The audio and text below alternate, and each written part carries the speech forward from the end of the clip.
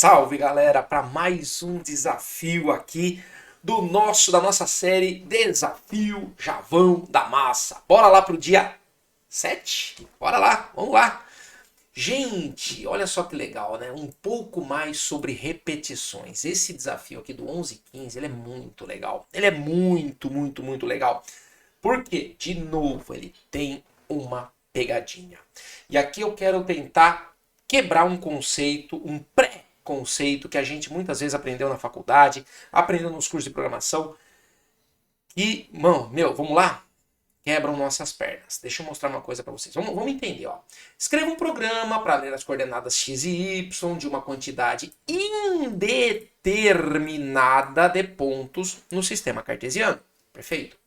Para cada ponto, escreva o quadrante ao qual ele pertence. Bom, a gente precisa ter um pouquinho de conhecimento de geometria aqui, né, do plano cartesiano, onde o ponto 00 é a origem. Quando tanto x, o valor da coordenada y está acima do eixo e o x está à direita, é o valor positivo, é quadrante 1. Quando ambas as coordenadas são positivas, quadrante 1. Quando o x é negativo, porém o y continua positivo, quadrante 2. Quando ambas são negativas, quadrante 3. Quando eu tenho o x positivo e o y negativo, quadrante 4. Tudo bem? Tá bom, por quê? Olha só. Quando x e y são positivos, primeiro quadrante. Quando x é positivo, porém o y é negativo, olha lá, quarto quadrante. Quando ambos são negativos, terceiro quadrante. Quando eu tenho x negativo e y positivo, segundo quadrante. Mas Isidro, qual que é a primeira pegadinha? A primeira pegadinha é que eu não preciso ler todo mundo para depois exibir tudo. Para cada um que eu leio, eu já exibo. Leia, exibe. Leio, exibo. Leio, exibo. Leio, exibo. Leio, exibo. Tudo bem? Por que ele diz isso? Para cada ponto, escrever o seu quadrante ao qual ele pertence. Tudo bem? Isso é uma coisa. Depois, aqui é o principal problema. Então, como que eu vou trabalhar isso? Eu vou trabalhar esse cara de duas maneiras, tá? Na verdade, de forma progressiva. Primeiro, eu quero ler os pontos e determinar quais são os quadrantes para fazer testes unitários. E depois eu quero trabalhar as repetições. Vamos fazer assim? Vamos trabalhar de forma gradativa? Então, bora lá. Vamos lá para o nosso dia 7, né? Deixa eu já criar nossa pastinha aqui, ó, dia 07, para a gente começar a trabalhar esses aspectos. New file, uri1115.java. Olha que legal. Então vamos lá, turma. Import Java Util Scanner. Opa, Scanner com S maiúsculo, tá aqui. Public class uri1115. Public static, void main, string args. Beleza. E aí, ó, de novo, né? Setup, scanner teclado, new scanner, system.in. E lá o encerramento, teclado.close. Ok. Isidro, você só vai se concentrar em números que nos permitam fazer a determinação dos quadrantes, certo? Então, vou fazer caso unitário. Eu vou colocar aqui, ó, x e y, que são as minhas coordenadas, e vou fazer a entrada, ó. Entrada x, teclado, next, int, y, teclado, next, int. Beleza. Aqui eu vou fazer meu processamento, ó, processamento. Se x for maior do que 0 e y também, o que eu vou fazer? System out println, primeiro. Beleza.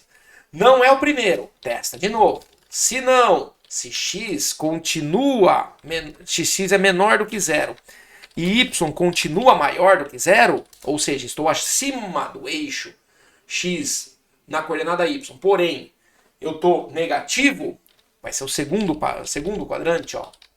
Println, segundo. Agora, se x é menor do que 0 e y também é menor do que 0, system out println, ó, terceiro quadrante, beleza? E finalmente else if. Else if. Por que eu não posso colocar else aqui? Porque alguma dessas coordenadas sendo 0, ele considera como quarto parâmetro, como quarto quadrante. E é isso que eu não posso. Eles têm que ser estritamente maiores ou menores. Tudo bem?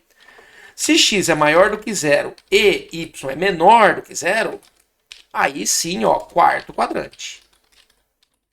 Tudo bem? Quarto. Tá bom. Aqui eu coloco um único caso de teste. Vamos testar só para ver se a gente está coerente com o que o exercício pede? Bora lá, então. Ó, aqui. Vamos lá. Vou, né?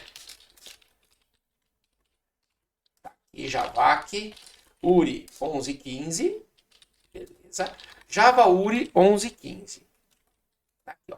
Se eu digitar 2 e 2, primeiro quadrante. Bateu com o resultado? Bateu 2 e 2, primeiro.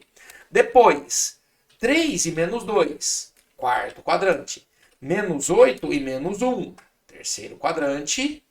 E, finalmente, menos 7 e 1, segundo quadrante. Então, para cada caso de testes, tá ok. Como que eu faço isso se repetir de forma, indeterminada? Sempre falo para os meus alunos, por que for, por que while, por que do while? Bom, vamos lá.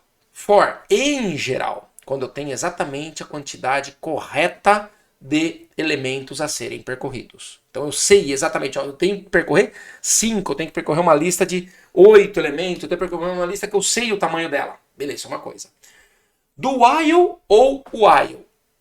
Em geral, quando eu não sei quantos elementos eu vou ler. Em geral. O que eu resolvo com for, eu resolvo com while, eu resolvo... Sim, querido professor. Porém, uso geral. While e do while eu não tenho muita noção de quantos elementos eu vou ler. Porém, o while pode ser que eu não leia nenhuma vez. Por quê? Porque se o teste já for falso de cara, eu perco. Então eu tenho que dar a chance do usuário digitar pelo menos uma vez. Então eu vou optar aqui pelo do while. Tudo bem? Então vamos lá. Então eu vou colocar tudo isso aqui, ó, tudo isso aqui dentro de um do faça enquanto uma determinada condição for verdadeira. Aqui é o que pega no exercício. Por quê? Abre um parênteses. Sempre, isso aconteceu comigo e eu demorei para perceber isso, tá? Sempre que a gente aprende programação, a gente sempre fala que a condição do while é a famosa condição de parada. Mas isso não é verdade. A condição do while é a condição para a gente continuar. Continuar. Então, vamos lá. Eu quero ler com vocês esse enunciado, ó. O algoritmo para quando uma das duas coordenadas for vazia. Então, se eu tiver uma delas vazia, ele para. Se x ou y for vazio, ele para. Qual é a condição para ele continuar fazendo? Fala para mim.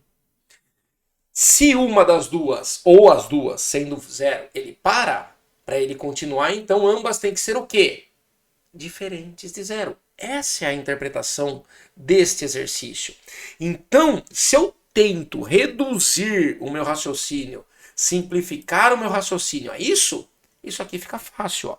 Enquanto x for diferente de zero e y for diferente de zero, eu continuo lendo.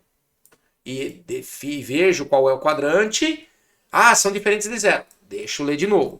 A partir do momento que um desses caras for zero, isso aqui deixa de ser verdadeiro. Vira falso. Falso and qualquer coisa é falso. Ah, mas o x foi diferente de zero e o y igual a zero. Verdadeiro and falso. Dá falso também. Os dois foram iguais a zero. Falso and falso. E eu termino o laço. Vamos testar? Vamos testar? Só para a gente poder tirar a prova aqui, né? Olha lá, ó. Javac URI 1115.java. Java URI 1115. Olha que legal. Digitei 0 e 2. Pergunta, ele se encaixa em alguma dessas condições do meu quadrante? Não, não se encaixa. Porém, ó, esse teste aqui dá falso, porque o x não é diferente de zero, ele é igual. E isso aqui dá verdadeiro. Falso é de verdadeiro, olha só. Termina. Olha que legal. Esse é o principal aspecto que a gente tem que ter, porque, óbvio, se a gente para pensar, se a gente respira, se a gente entende o propósito, que a condição do while é para continuar, não é para parar, o que a gente faz? A gente consegue resolver esse exercício, ó, numa boa. Vamos fazer todos os casos de teste, então? Bora lá, então. Vamos lá, ó. Vamos pegar todos esses casos de teste aqui, para a gente poder testar. 2 e 2, primeiro. 3 e menos 2, quarto. Menos 8 e menos 1, terceiro. Menos 7 e 1, segundo. 0 e 2, fim do programa. Olha que interessante. Então, perceberam como o olhar sobre o enunciado e entender as construções sintáticas nos ajudam absurdamente nisso? Por quê? Porque, de novo, a condição do while é uma condição para continuar e não para parar. Percebem isso? Esse é o principal ponto, o principal desafio, a principal pegadinha desse exercício. O while, a condição é para que o laço continue e não para que ele pare. Isidro, tem outras formas de resolver isso? Tem inúmeras formas. Essa é apenas uma fórmula que pode funcionar. Outras fórmulas também podem funcionar? Claro que podem. É aí que a gente começa a trabalhar outros elementos um pouco mais sofisticados. Mas percebam, foi aceito. Show de bola?